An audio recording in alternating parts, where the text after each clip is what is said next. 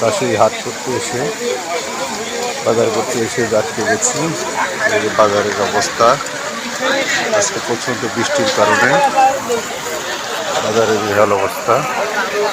এই যে লাউ পানিতে ভাসছে। এখন থাকবে লোকের সমাগম হাটের মধ্যে, লোক নাই বললেই চলে, বৃষ্টিতে সব সবজি ভেসে যাচ্ছে, কোনো কেনা বেচা নাই সবজি দোকানদের। আমি এসেছিলাম বাজার করতে, কিন্তু বাজার থেকে বাসায় যেতে পারছি না, বৃষ্টিতে আটকে আছি। রয়েছে আজকে দাসুরিয়া বাজারের চিত্র। মানুষজন দ্রুত বের হওয়ার জন্য চিন্তা ভাবনা করছে সবাই।